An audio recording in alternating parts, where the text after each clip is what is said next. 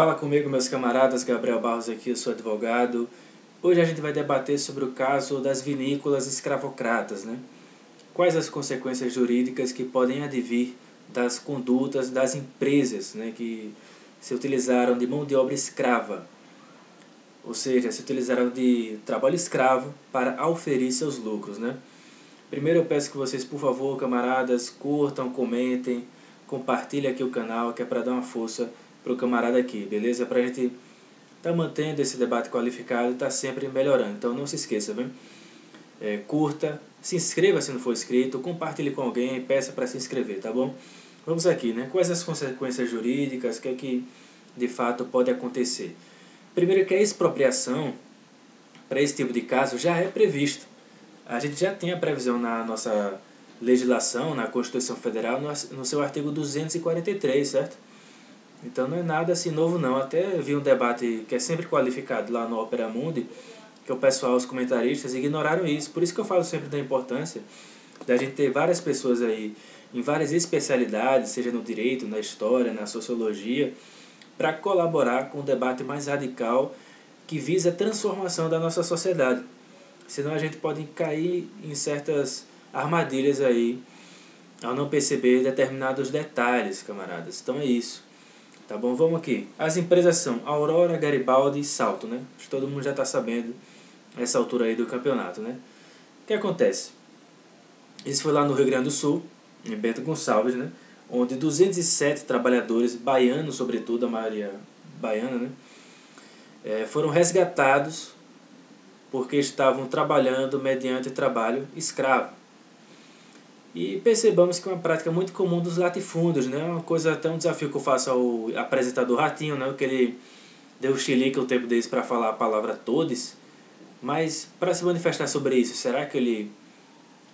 qual seria a dificuldade, né, que ele teria, já que ele já foi condenado, inclusive, por prática também desse tipo, prática de trabalho escravo. Lembro também que o termo que aparece na nossa legislação penal, né, de trabalho análogo à escravidão, como a gente tem que utilizar tecnicamente, é um termo que reflete a abstração jurídica, né? Que o direito burguês, o direito brasileiro que é de origem romano-germânica, né? É muito eivado de abstrações. Então, por que existe esse termo assim, análogo à escravidão, né? Isso, na verdade, é uma forma de negacionismo, inclusive, né? Para fazer com que a gente não perceba, como já denunciava Pachucanes, a forma jurídica, a forma mercadoria, que vai fazer com que seja respaldada, ao mesmo tempo que qualifica o resultado da forma jurídica. Ou seja, né, é a dinâmica do capitalismo que vai fazer com que as leis tenham, nessa sua dinâmica social, a sua forma de ser. Então, se para o capitalismo não é interessante que a gente denuncie que existe explicitamente trabalho escravo, a nossa lei também vai tentar maquiar isso aí, para dizer que não é algo análogo à escravidão, como se não existisse ainda a escravidão naqueles moldes antigos mesmo. Viu?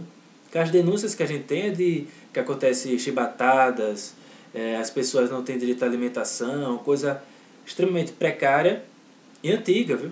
Métodos arcaicos, ou seja, da escravidão mesmo, que é essa escravidão moderna, a escravidão contemporânea.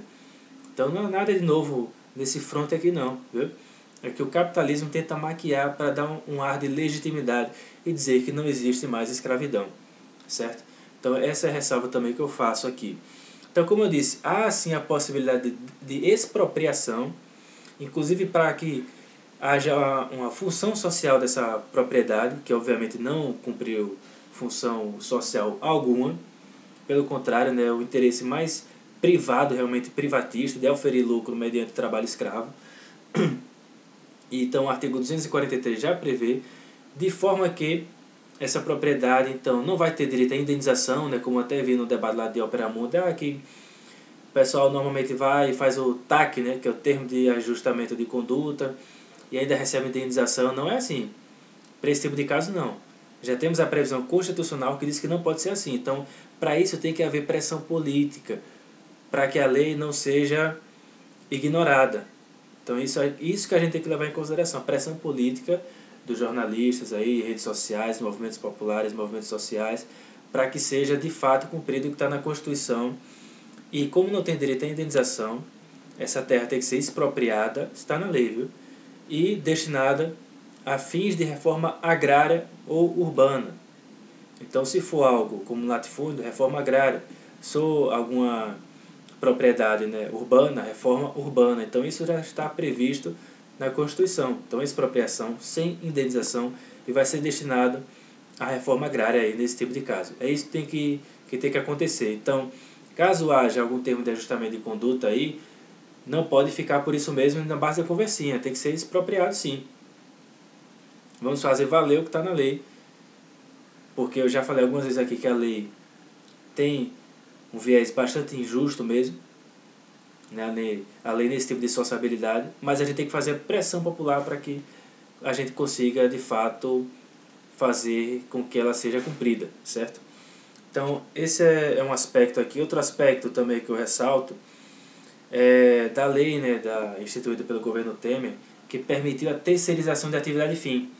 Porque nesse caso, por exemplo, a gente teve uma intermediária aí que faz com que haja uma captação de mão de obra extremamente precarizada, o que faz com que também, consequentemente, os trabalhos, né, mediante a escravidão sejam cada vez mais comuns. Então a lei também do neoliberalismo lá do governo Temer também influencia nisso aqui. E que infelizmente também foi ratificada pelo STF, permitindo a terceirização da atividade fim. Isso é muito ruim. E permite e legitima esse tipo de prática. É uma coisa que a gente tem que também debater, camaradas. Então essa é a reflexão que eu deixo aqui hoje para não me alongar muito, tá bom? Mas já existe previsão na lei para que essa propriedade seja expropriada, tá bom? É isso que está lá na Constituição Federal. Espero que vocês tenham gostado do vídeo de hoje. Por favor, peço que vocês curtam, comentem e compartilhem, que é para dar uma força aqui para o camarada, beleza? Um abraço e até a próxima.